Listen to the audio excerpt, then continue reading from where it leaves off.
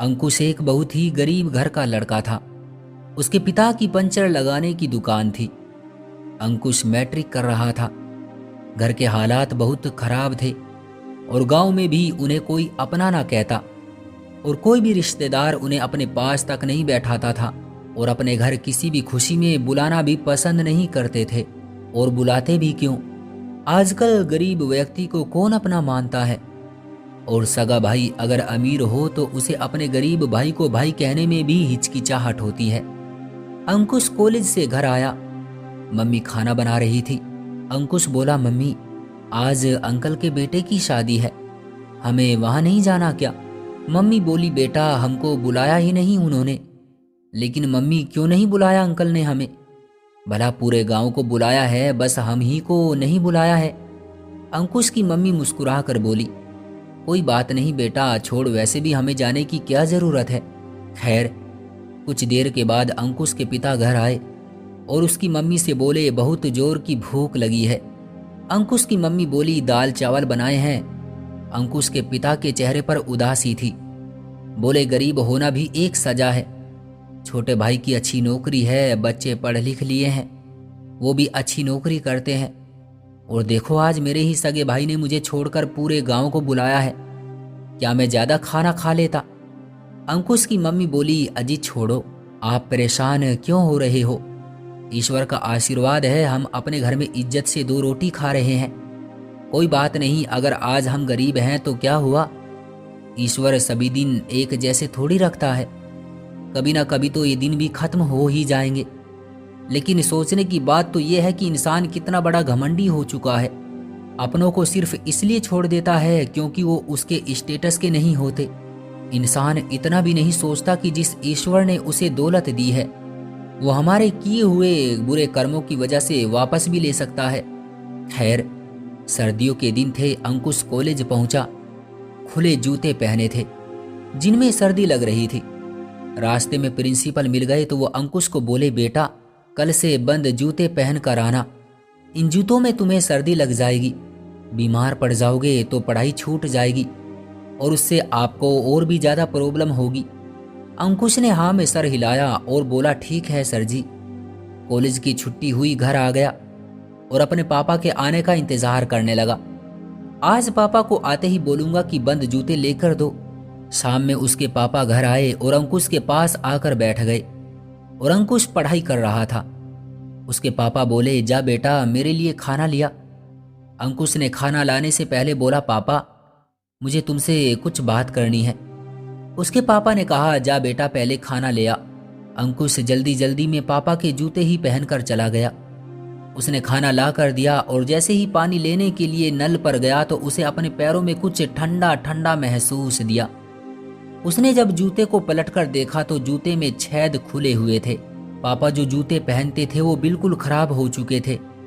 अंकुश ये देखकर बहुत ज्यादा उदास हो गया और सोच में पड़ गया, मेरे पापा इतनी मेहनत से काम करके पैसा कमाते हैं, हम सबका पेट भरते हैं और पापा के जूते देखो फटे हुए हैं। खैर, अंकुश ने पापा को पानी दिया और पाँव की तरफ देखा तो नीचे पैरों में छोटे छोटे कुछ जख्म हो रहे थे। अंकुश बिना कुछ बोले किताब लेकर पढ़ाई करने बैठ गया। अंकुश के पापा बोले, अब बताओ क्या बात करनी थी? तो अंकुश मुस्कुराकर बोला, पापा मैं खूब मेहनत करूंगा और हमारा भी अंकल लोगों की तरह बड़ा घर होगा। दिन गुजरते गए। अंकुश दिल लगाकर पढ़ने लगा, मगर कहते हैं अगर किसी को बर्बाद करना हो या तो उससे मोहब्बत करके बेवफा हो जाओ या फिर उसे नशे की लत पर लगा दो। मगर अंकुश में ऐसी कोई भी बुराई नहीं थी। वह एक बहुत ही होशियार स्टूडेंट था और इसी कारण उसके कुछ दोस्त उससे जलते थे, क्योंकि अंकुश बहुत सारे टीचर्स का पसंदीदा स्टूडेंट भी था, जिसके चलते उसके दोस्त उसे बोलते, ले यार सिगरेट पी। अंकुश ने कुछ दिनों तक तो मना किया, लेकिन नासमझी में अक्सर दोस्ती मजबूर कर देती है। एक दोस्त बोला, अंकुश छोड़ना यार, ये भी कोई यारी हुई? तुम हमारे लिए सिगरेट का एक कश भी नहीं लगा सकते और खुद को हमारा दोस्त बोलते हो। अंकुश ने अपने दोस्तों को ज्यादा नाराज ना करने की वजह से सिगरेट का एक कश लगा लिया। फिर धीरे धीरे एक कश से पूरी सिगरेट पर बात आ गई और वो बर्बादी की तरफ निकल पड़ा। सिगरेट पीकर घर आता, फिर घर में छुपकर सिगरेट पीता। अंकुश मैकेनिकल इंजीनियरिंग कर रहा था। कुछ दिनों के बाद दोस्तों ने सिगरेट से पाउडर के नशे पर लगा दिया। अंकुश के पिता को उस पर शक होने लगा, ये कुछ तो गलत कर रहा है। लेकिन उन्हें अंकुश से ऐसी कोई उम्मीद नहीं थी। उन्हें अंकुश पर पूरा भरोसा था। अंकुश का ये लास्ट ईयर चल रहा था, मगर वो अब घर से कॉलेज का बोलकर जाता और दोस्तों के साथ नशा करता और पूरा दिन उनके साथ ही पड़ा रहता। कभी किसी से लड़ाई करता और कभी कभी पीट कर घर आ जाता। एक दिन गांव के एक लड़के ने उसे नशा करते देख लिया। वो कॉलेज के कपड़ों में नशा करने वालों के साथ बैठा हुआ था। उसने अंकुश के पिता को बताया, अंकल, तुम्हारा लड़का तो नशेड़ी है। और कुछ ही दिनों में ये बात पूरे गांव में फैल गई और गांव के लोग और रिश्तेदार कहने लगे, जैसा बाप बेटा भी वैसा ही निकला। कभी किसी से लड़ाई करता और कभी पीट कर घर आ जाता। अब गांव वाले और रिश्तेदारों ने अंकुश के पिता का मजाक उड़ाना शुरू कर दिया। कहते, बड़ा बोलता फिरता था, मेरा बेटा इंजीनियर बनेगा, बहुत बड़ा आदमी बनेगा। वो देखो इंजीनियर साहब नशा करके पड़े हुए हैं। मम्मी भी बहुत रोती, अंकुश बेटा ये किस रास्ते पर चल पड़ा तू, हमको जीते जी मार दिया तूने। एक दिन जब अंकुश नशा करके घर लौटा तो उसके पिता उसके सामने खड़े थे। उसके पिता ने उसके हाथ से बैग लिया और अंकुश को अपनी बराबर में बैठाया। वो नजरें झुका रहा था तो उसके पिता बोले, कोई बात नहीं बेटा, सर मत झुका, मैं तो पिता हूं तेरा। सब तुम्हें लाख बुरा कहें मगर मैं तुम्हें गलत नहीं कह सकता। और अंकुश की मम्मी को बोलने लगे, जाओ खाना दे दो अंकुश को। उसकी मम्मी ने उसे खाना दिया। उसने रोटी तोड़ी, उसके हाथ कांप रहे थे। उससे रोटी भी नहीं खाई जा रही थी। सारी सब्जी अपने कपड़ों पर गिरा ली। ये देखकर उसकी मम्मी सिसक सिसक कर रोने लगी और बोली, हाय ये मेरे बच्चे को क्या हो गया है, किन जालिमों ने उसके साथ ये किया है। उसकी मम्मी दीवार पर लगकर बैठ गई, आंखें आंसुओं से भीगी हुई थी और अंकुश की वो बातें याद करने लगी जो अंकुश अपनी मम्मी से अक्सर बोलता था। अंकुश कहता, मम्मी तुम परेशान मत हुआ करो, देखना मैं इंजीनियर बनकर एक अच्छी नौकरी करूंगा और जो रिश्तेदार आज हमें अपने पास तक नहीं बैठाते वो दौड़ दौड़ कर हमारे पास आया करेंगे।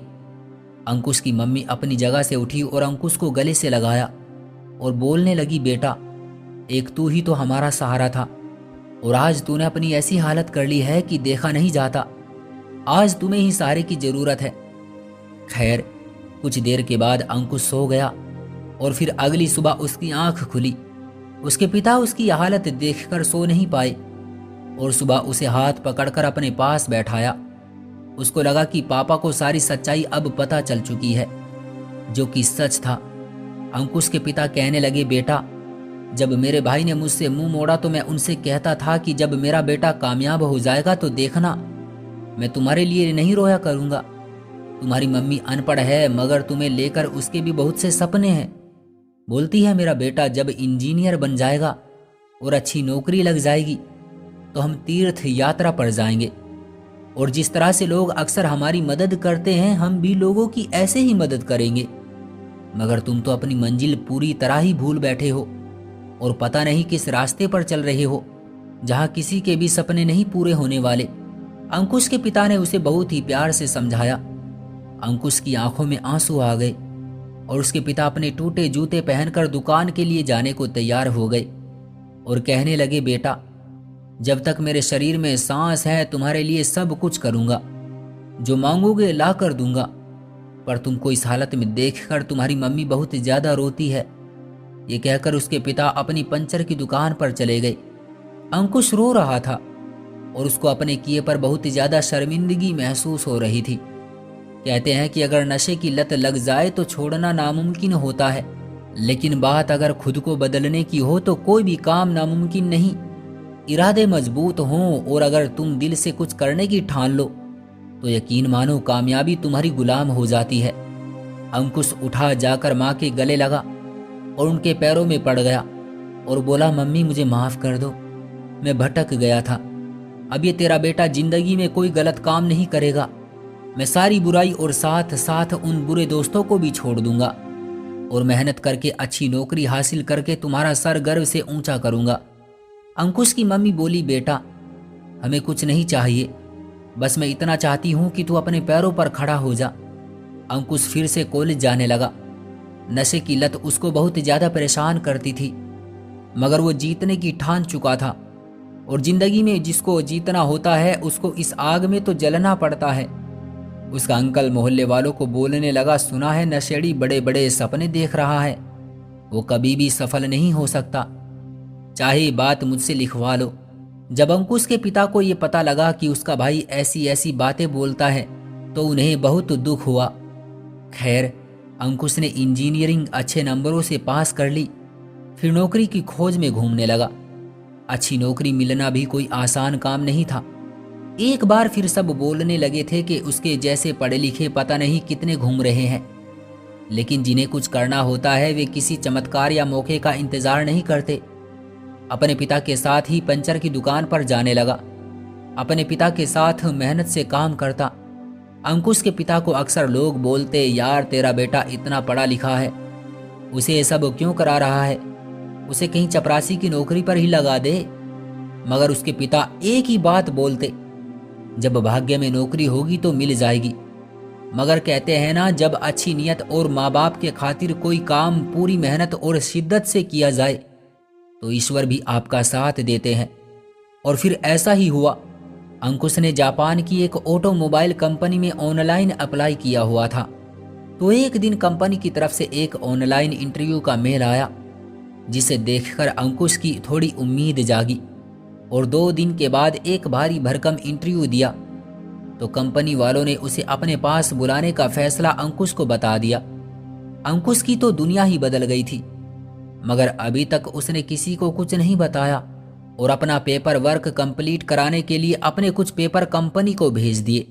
10-15 दिन के बाद अंकुश का सारा पेपर वर्क पूरा हो गया और उसके बाद अंकुश अपने मम्मी पापा के गले लगा और उनको ये बहुत ही अच्छी खबर सुनाई। बोला, मम्मी पापा, ईश्वर ने आपकी मनोकामना पूरी कर दी, तुम्हारा बेटा 2 दिन बाद जापान जा रहा है।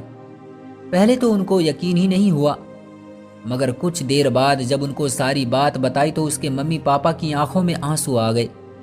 मगर आज ये आंसू खुशी के थे। अंकुश ने बोला, पापा बहुत सारी तैयारी करनी है। खैर, आज वो दिन भी आ गया। अंकुश के पिता पुराने से कपड़े पहने ही उसे एयरपोर्ट छोड़ने गया।